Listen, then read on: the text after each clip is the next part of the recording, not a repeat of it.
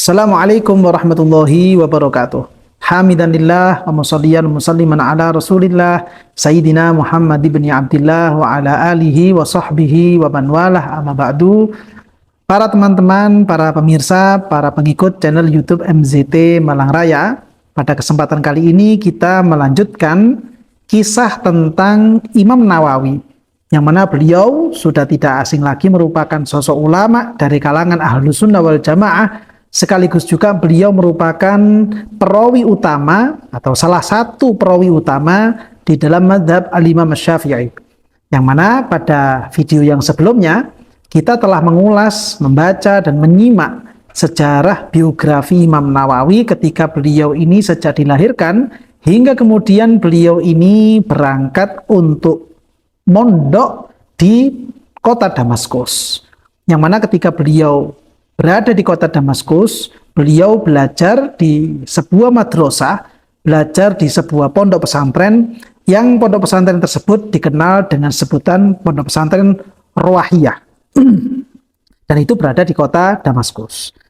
Nah, saat itu di masa-masa Imam Nawawi ini masa-masa muda, yaitu ada yang menyatakan beliau masuk di situ usia 18 tahun, ada yang menyatakan beliau masuk di situ usia 19 tahun, sebagaimana itu yang disampaikan oleh Al-Imam Tajuddin As-Subki di dalam Tabaqatus Syafi'iyatul Kubra.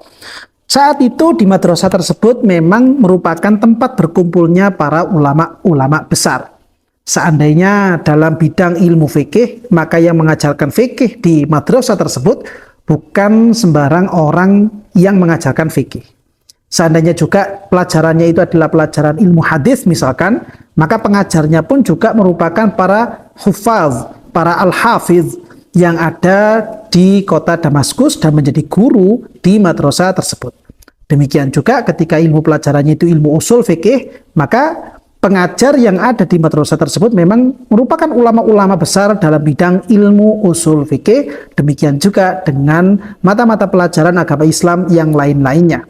Sehingga saat itu memang ketika Imam Nawawi ini mulai mondok dan belajar di pondok pesantren Rawahiyah ini, beliau mendapatkan pendidikan, beliau mendapatkan tempaan, beliau mendapatkan gemblengan dari para ulama-ulama besar yang memang sudah terbukti bagaimana kiprah beliau-beliau ini di dunia Islam.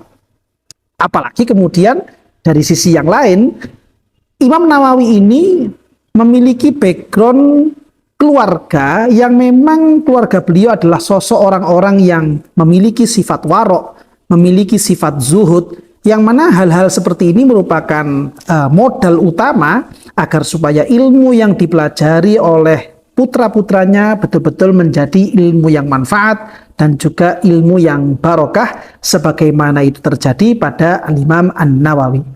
Ayah beliau yang bernama Syaraf itu rutin memberikan kiriman kepada putranya yang sedang mondok di kota Damaskus, yang mana apa yang beliau kirimkan kepada putranya yang sedang mondok betul-betul dari penghasilan yang halal, tidak tercampur dengan hal-hal yang syubhat, apalagi dari hal-hal yang diharamkan oleh Allah Subhanahu wa taala. Yang mana ketika kiriman yang diberikan kepada anaknya ini memang betul-betul dari sesuatu yang halal, maka itu akan memberikan pengaruh dan dampak positif yang luar biasa kepada masa pelajaran, masa pendidikan sang anak itu sendiri. Dan ini yang kemudian terjadi kepada Al-Imam An-Nawawi. Sehingga kemudian ketika di dalam kitab-kitab sejarah biografi para ulama, yang mana Imam Nawawi itu dalam satu hari satu malam beliau itu mempelajari setidaknya 12 mata pelajaran kepada para masyayikh, kepada para guru-guru yang ada di pondok pesantren Rawahiyah yang ada di kota Damaskus. Kita tidak bisa membayangkan 12 mata pelajaran, yang mana 12 mata pelajaran ini berkutat dan berkisar tentang ilmu lughah, ilmu nahwu, ilmu shorof, ilmu balaghah, ilmu hadis, ilmu fikih, ilmu usul fikih, ilmu akidah, dan lain sebagainya. Ini dalam satu hari satu malam pelajaran-pelajaran yang rutin ditempuh yang rutin dipelajari oleh Al-Imam An-Nawawi ketika beliau berada di pondok pesantren Rowaiyah. Karena memang beliau ini mendapatkan asupan dari orang tuanya dari harta benda yang halal, sehingga ini mempermudah beliau untuk bisa memahami, untuk bisa menangkap pelajaran-pelajaran dari para guru yang ada di pondok pesantren tersebut. Sehingga kemudian beliau semakin hari, semakin bulan, semakin tahun bisa mendapatkan wawasan yang luar biasa, cepat dalam hafalannya ketika beliau berada di pondok pesantren tersebut. Terbukti dalam sejarah diceritakan bahwa dalam masa waktu 4 bulan saja, hanya 4 bulan, beliau berhasil menghafalkan kitab At-Tanbih. Yang mana kitab Tanbih ini merupakan satu kitab fikih yang lumayan tebal, dan itu ditulis oleh seorang ulama besar di masa-masa sebelumnya, yaitu Al-Imam Abu Ishaq Asy-Syirazi. Itu dihafalkan oleh Imam Nawawi dalam jangka waktu hanya 4 bulan saja. Lalu kemudian setelah itu beliau menghafalkan kitab Muhadzab, yang mana kitab Muhadzab ini sendiri juga dalam ilmu fikih juga, dan ditulis oleh penulis yang sama, yaitu Syekh Abu Ishaq Asy-Syirazi. Itu juga dihafalkan oleh Al-Imam An-Nawawi, dan beberapa kitab-kitab matan yang lainnya, baik itu dalam ilmu hadis ataupun dalam ilmu tafsir. Bahkan beliau juga hafal Sahih Bukhari, beliau juga hafal Sahih Muslim, beliau juga hafal kitab-kitab sunan-sunan yang lainnya. Itu dihafalkan oleh Imam Nawawi dalam jangka waktu hitungan tahun yang singkat sekali. Ini semuanya bisa beliau lakukan, bisa beliau raih, karena memang apa yang masuk ke dalam perut beliau berasal dari makanan-makanan yang dihalalkan oleh Allah Subhanahu wa Ta'ala. Hingga bahkan dikisahkan dalam sejarah biografi beliau, Imam Nawawi ini tidak pernah menerima, bahkan beliau enggan untuk menerima pemberian dari orang lain kecuali hanya dari orang tua beliau sendiri. Seandainya ada orang lain yang beliau itu tidak kenal atau mungkin dari selain orang tuanya, maka beliau enggan untuk menerimanya, enggan untuk memakannya. Bahkan dikisahkan beliau selama hidup di kota Damaskus, beliau tidak pernah makan apel atau buah-buahan yang lain dari kota Damaskus.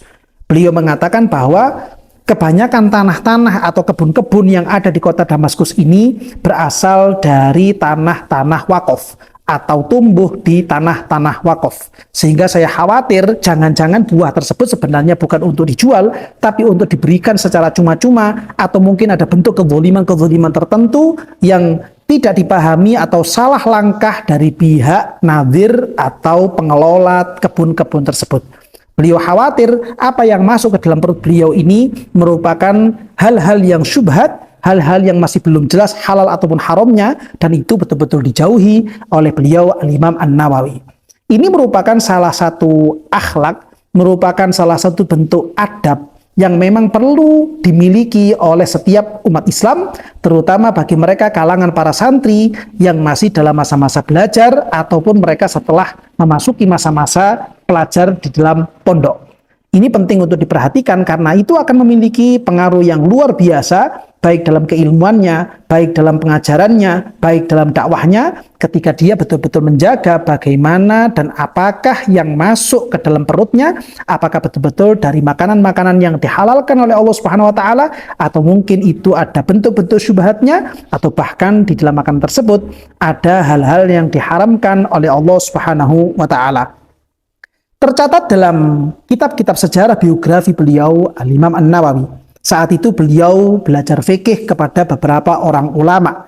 Di antaranya, beliau belajar fikih kepada Al-Imam Asy-Syaikh Kamaluddin Ishaq Al-Maghribi, salah seorang ulama yang berasal dari daerah Maroko, yang kemudian beliau itu merantau dan mengajarkan ilmu fikih di kota Damaskus. Berikutnya juga beliau belajar kepada sosok ulama yang bernama Asy-Syaikh Al-Imam Salar Al-Irbili. Beliau juga belajar kepada sosok ulama Izzuddin Umar bin As'ad Al-Irbili. Dan kepada guru yang ketiga ini, yaitu Syekh Umar As'ad Al-Irbili, Imam Nawawi tidak hanya belajar ilmu kepada beliaunya. Bahkan Imam Nawawi ini juga yakhdum, berkhidmah kepada Syekh Umar bin As'ad Al-Irbili. Dikatakan, wa kana an-Nawawi yata'addabu ma'al Irbili wa yamla'ul ibrik wa yakhdumuhu fil asya' at-tafihah. Imam Nawawi ini ketika beliau bersama dengan guru beliau belajar kepada guru beliau yang bernama Syekh Al-Imam Umar bin As'ad Al-Irbili, Imam Nawawi tidak hanya belajar begitu saja, menimba ilmu begitu saja, tapi beliau juga berkhidmah kepada guru beliau tersebut. Bahkan saat itu beliau pernah menjadi seorang santri yang bertugas untuk menuangkan minuman kepada gurunya. Sebagai pemegang ibrik, pemegang ceret ketika gurunya itu membutuhkan minuman dimanapun beliau saat mengajar. Dan itu sosok santri yang saat itu selalu menuangkan minuman di gelas gurunya, tidak lain tidak bukan adalah beliau Syekh Al-Imam Yahya bin Syaraf An-Nawawi. Begitu juga dalam hal-hal yang lain, menyiapkan sandal gurunya, menyiapkan tempat duduk gurunya, memayungi gurunya ketika musim panas ataupun musim hujan, dan hal-hal yang lain. Intinya Imam Nawawi selalu berkhidmat kepada guru beliau yang bernama Syekh Umar bin As'ad Al-Irbili. Sehingga dari beberapa sejarah yang telah kita pelajari dari kitab Tabaqatus Syafi'iyyatul Kubra, kita bisa melihat bahwa Al-Imam An-Nawawi ini ketika beliau tinggal di kota Damaskus, beliau melakukan satu hal yang disebut dengan thalabul ilmi. Beliau belajar, beliau mengaji dengan semangat yang luar biasa. Di sisi yang lain, beliau juga berkhidmah kepada guru-gurunya. Beliau mengabdi kepada guru-gurunya, memenuhi, melaksanakan apa yang menjadi kebutuhan-kebutuhan guru-guru beliau. Dan di sisi yang lain, beliau juga dikemas, beliau ini juga dijaga dari makanan-makanan yang bersifat syubhat atau bahkan diharamkan oleh Allah Subhanahu wa taala, yang mana ini semuanya bisa menyebabkan munculnya satu ilmu yang manfaat, munculnya satu ilmu yang barokah, dan itu betul-betul terbukti di masa-masa berikutnya ketika Al-Imam An-Nawawi mulai mengajar, mulai menulis, mulai menyebarkan ilmu-ilmunya kepada masyarakat secara luas, dan itu yang kemudian hingga kita terima pada hari-hari yang sekarang ini. Inilah kisah yang terjadi kepada Imam Nawawi ketika beliau itu belajar di Madrasah Rawahiyah yang ada di kota Damaskus. Sehingga berikutnya kemudian beliau itu diberikan satu rumah untuk tempat tinggal ketika beliau sudah mulai menjadi pengajar di madrasah tersebut, dan kemudian rumah ini dikenal dengan sebutan Darul Hadis. Dan bagaimana kemudian kisah Imam Nawawi ketika beliau berada di dalam hadis ini, insya Allah akan kita lanjutkan pada sesi video berikutnya. Mudah-mudahan kita semuanya senantiasa dibarokahi oleh Allah Subhanahu wa taala, hati kita, hati keluarga kita, hati anak-anak kita senantiasa dibuka oleh Allah Subhanahu wa taala, pikirannya senantiasa dibuka oleh Allah Subhanahu wa taala, sehingga kita semuanya, keluarga kita dan anak-anak kita senantiasa mudah untuk melakukan ketaatan kepada Allah dan juga ketaatan kepada kekasih kita Gusti Kanjeng Nabi Muhammad sallallahu alaihi wasallam. Amin ya rabbal alamin.